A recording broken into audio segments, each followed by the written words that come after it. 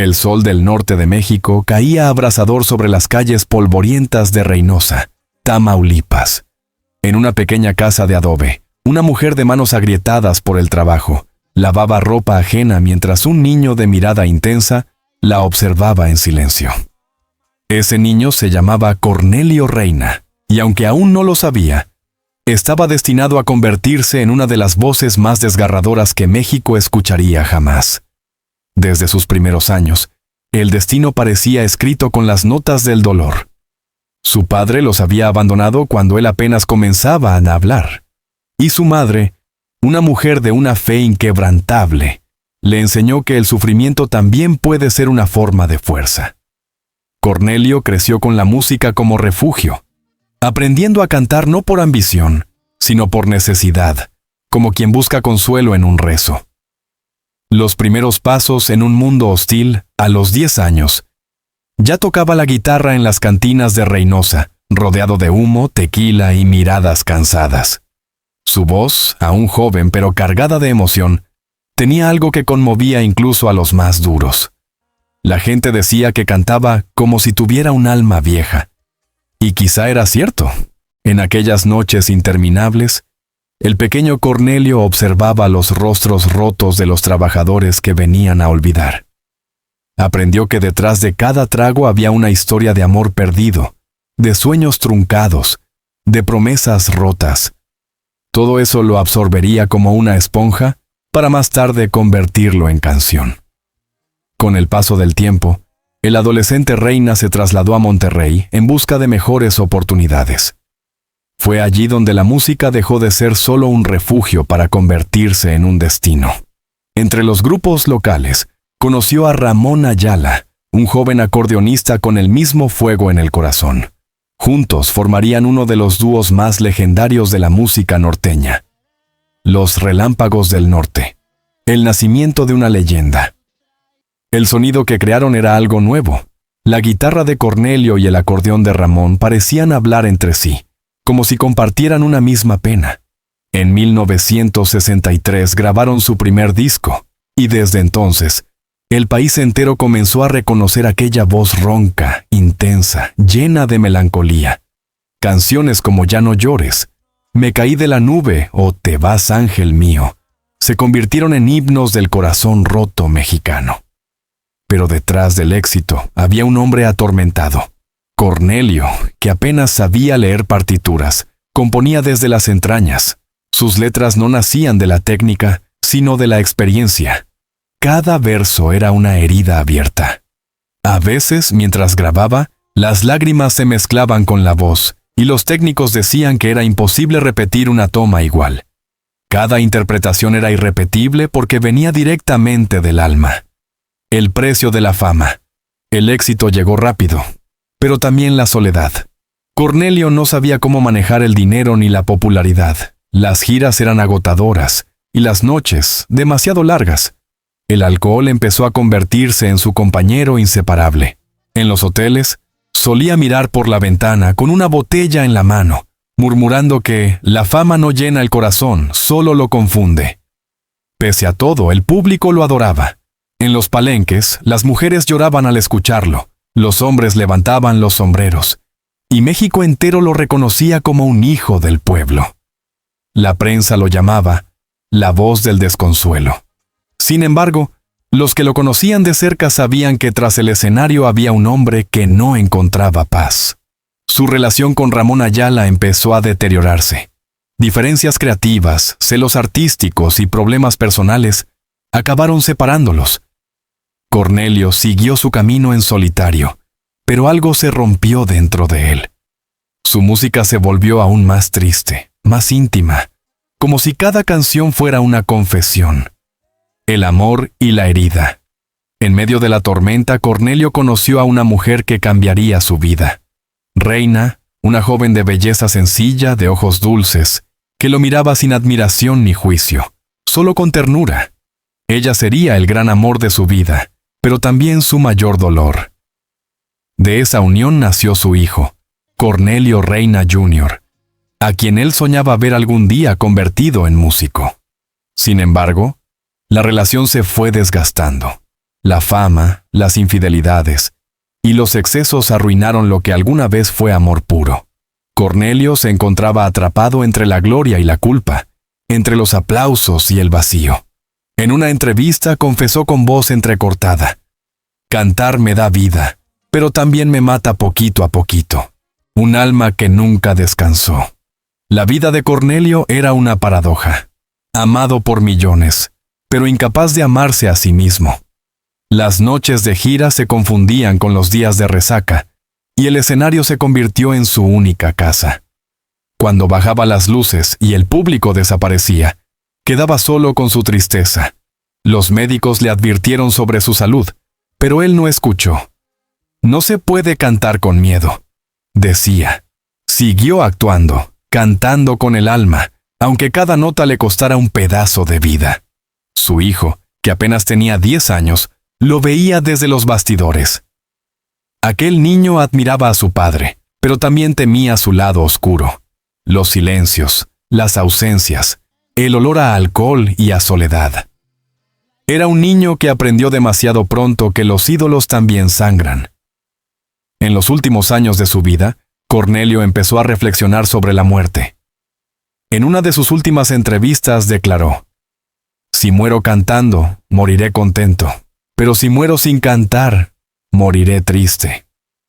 No sabía que sus palabras serían proféticas. La caída y el adiós del ídolo, el eco de los aplausos aún resonaba en los oídos de Cornelio Reina mucho después de que las luces del escenario se apagaran. Sin embargo, en la soledad del camerino, aquel eco se transformaba en un silencio pesado, casi insoportable. Miraba su reflejo en el espejo, los ojos cansados, la piel curtida por las noches sin descanso, la voz que ya no tenía la fuerza de antes.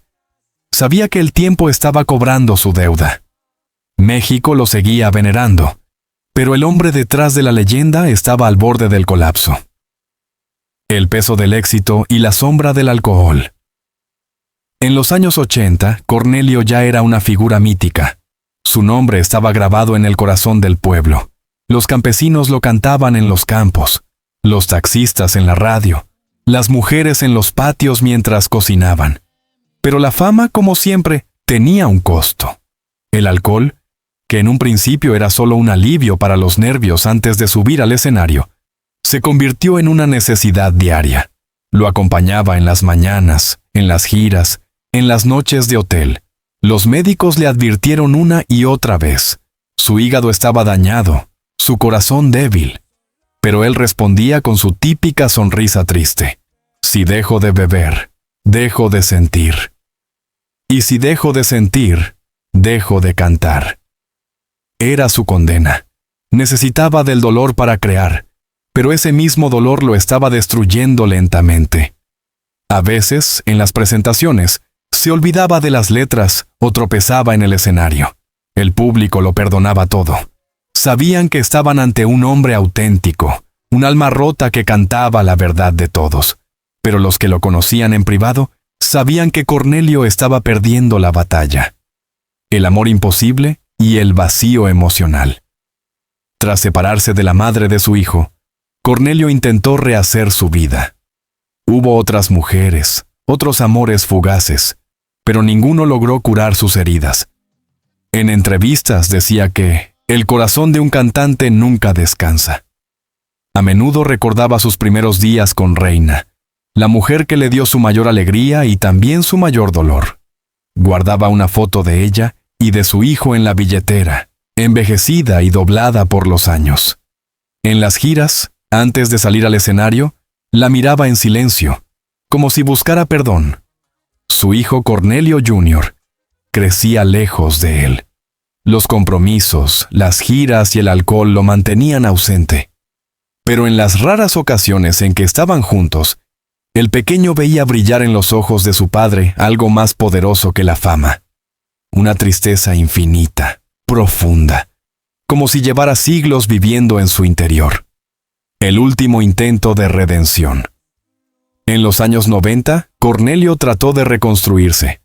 Redujo las giras, comenzó a escribir canciones más introspectivas, menos comerciales. Decía que quería volver a cantar para el alma, no para el dinero. Grabó un álbum que muchos consideraron su testamento musical. En él, cada canción parecía una despedida. Hablaba de la soledad, del arrepentimiento, de la necesidad de perdón. En los estudios, los técnicos lo miraban en silencio, sabiendo que estaban presenciando algo más que un disco. Estaban escuchando el alma de un hombre que se despedía. Durante una entrevista en televisión, un periodista le preguntó si temía a la muerte. Cornelio sonrió levemente y respondió: «No le temo a la muerte, le temo a dejar de cantar antes de morir». Esa frase conmovió a todo México. La gente lo sentía más humano que nunca. Pero detrás de esa serenidad aparente, su cuerpo se estaba apagando. El día en que México lloró, el 22 de enero de 1997, la noticia cayó como un rayo. Cornelio Reina había muerto. El ídolo, el hombre que había hecho llorar a millones, había fallecido en un hospital de la Ciudad de México a causa de complicaciones cardíacas. Tenía apenas 56 años. El país entero se paralizó.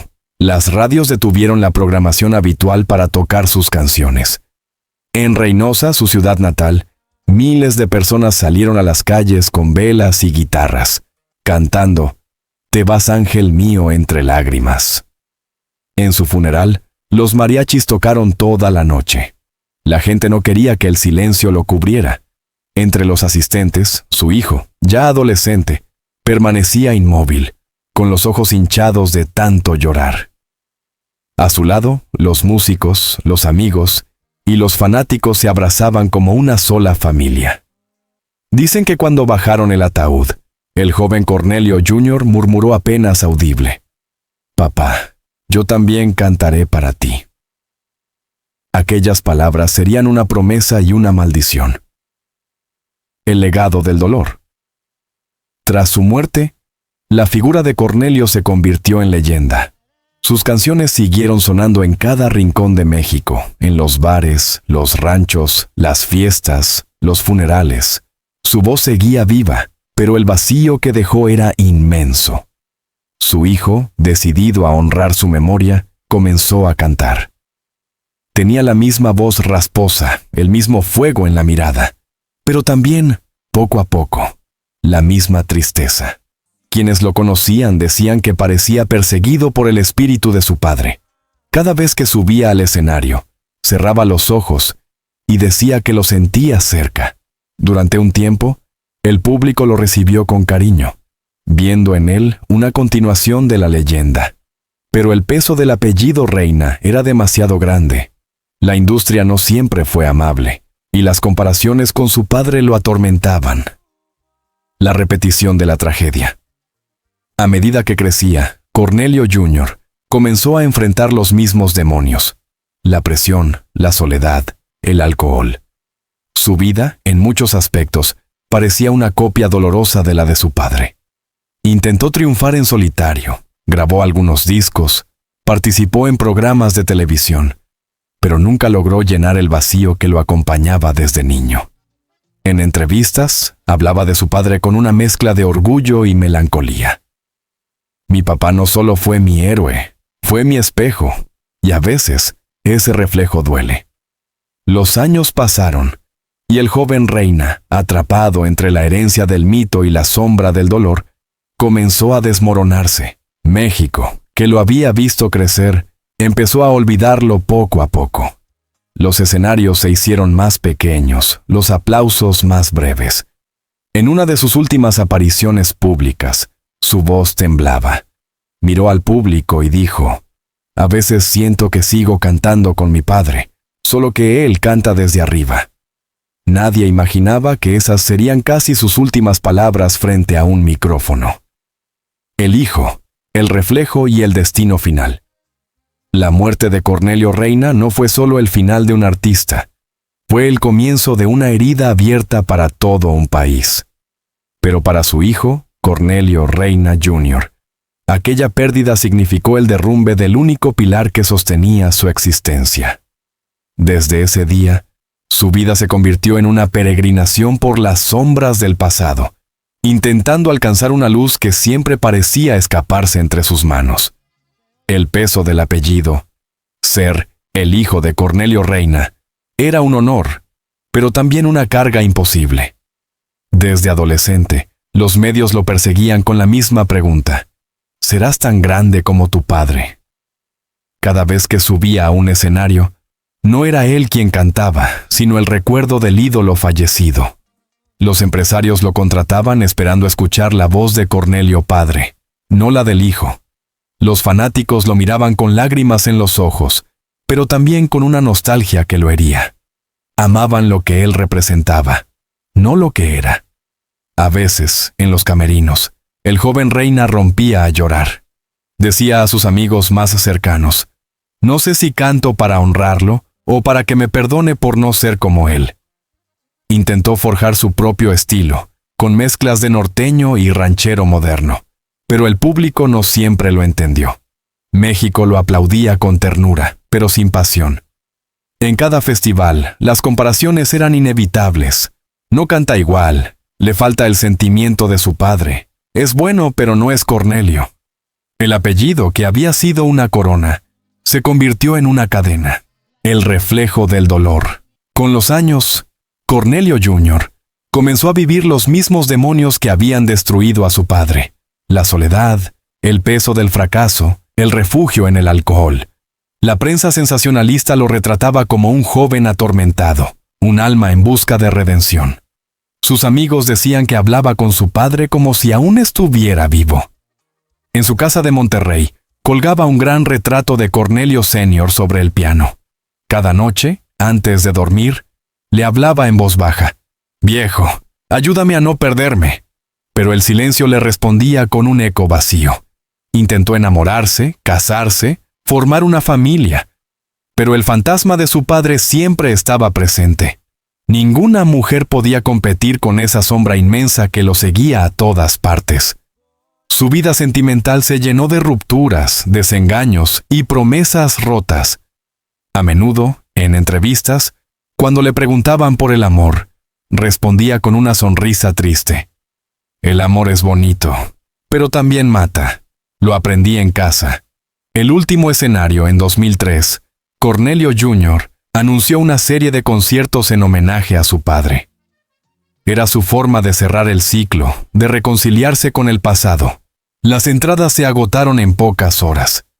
Aquella noche, al subir al escenario, el público lo recibió de pie, con lágrimas y aplausos. Llevaba un traje negro idéntico al que su padre usaba en los años 70, y una guitarra vieja que había pertenecido al mismísimo Cornelio Reina. Cuando sonaron los primeros acordes de «Te vas, ángel mío», la multitud enmudeció. Cerró los ojos y comenzó a cantar. Su voz no era perfecta, pero tenía algo que conmovía profundamente, una mezcla de dolor, amor y resignación. A mitad de la canción, alzó la mirada al cielo y murmuró: «Viejo, esto es por ti». Aquel concierto fue un triunfo, pero también el principio del fin. El agotamiento, la presión emocional y los viejos hábitos comenzaron a pasar factura. Tras la gira, se recluyó en silencio. Apenas daba entrevistas. Los amigos más cercanos contaban que bebía en soledad, escuchando las grabaciones de su padre una y otra vez, como si buscara respuestas entre los acordes. La tragedia anunciada, los últimos meses de su vida, fueron una sucesión de días grises. Apenas salía de casa, y cuando lo hacía, su mirada parecía perdida. En diciembre de 2004, concedió una entrevista radial en la que dijo una frase que heló el corazón de los oyentes: «A veces pienso que mi padre me está llamando desde el cielo, y cuando eso pase, iré con él cantando». Nadie imaginó que esas palabras serían su despedida. Pocos días después, fue encontrado sin vida en su departamento de Monterrey. Las causas oficiales hablaron de una combinación letal de alcohol y medicamentos. Tenía apenas 36 años. La noticia conmocionó nuevamente a México. La historia se repetía con una crueldad casi poética. El hijo había seguido el mismo camino que su padre, hasta el mismo final. El funeral fue silencioso, casi íntimo. Sobre su ataúd, colocaron una guitarra y una fotografía de Cornelio Señor Madres. Hijos y abuelos lloraban juntos, repitiendo los versos que un día unieron a 2 generaciones. Te vas, ángel mío, ya vas a partir. Parecía como si la voz del Padre y del Hijo se unieran una vez más allá de la muerte. El eco eterno. Hoy, décadas después, los nombres de Cornelio Reina, padre e hijo, siguen vivos en el corazón del pueblo mexicano. Sus canciones suenan en las cantinas, en los campos, en las radios de los camiones que recorren las carreteras del norte. La historia de ambos se ha convertido en una leyenda trágica, una especie de espejo donde se refleja el alma del México profundo, el dolor, el amor, la pérdida y la esperanza. En Reynosa, cada año, los admiradores se reúnen frente a una estatua de Cornelio Padre. Algunos dejan flores, otros botellas de tequila, y no falta quien deje una guita. Y entre los visitantes, hay quienes aún recuerdan al hijo, el joven que no pudo escapar de su destino, pero que, en su corta vida, amó con la misma intensidad que su padre cantó. La tragedia de los Reina no fue en vano. Sus vidas nos enseñaron que el arte verdadero nace del sufrimiento, y que la música puede convertir la pena en belleza. Cornelio, padre, y Cornelio, hijo, fueron 2 almas unidas por la sangre y el dolor. 2 voces que se respondieron desde diferentes mundos. 2 corazones que, aunque dejaron de latir, siguen sonando en cada acorde que México canta. 2 voces. Un solo destino. Si uno escucha atentamente las viejas grabaciones de los Relámpagos del Norte, puede sentir algo más que nostalgia. Hay un eco invisible, una vibración que atraviesa el tiempo. Es como si en cada nota aún viviera el alma de Cornelio. Y si, después, se escucha una de las pocas grabaciones de su hijo, ese eco se vuelve más profundo, más humano, como si ambos siguieran cantando juntos, en algún lugar donde no existe el dolor ni la fama, solo la música. En ese lugar, quizás, Cornelio abraza a su hijo y le susurra: «Ya no cantes con tristeza, mijo. Aquí el amor no duele, y las estrellas, allá arriba, parecen titilar al ritmo de un corrido eterno que nunca termina».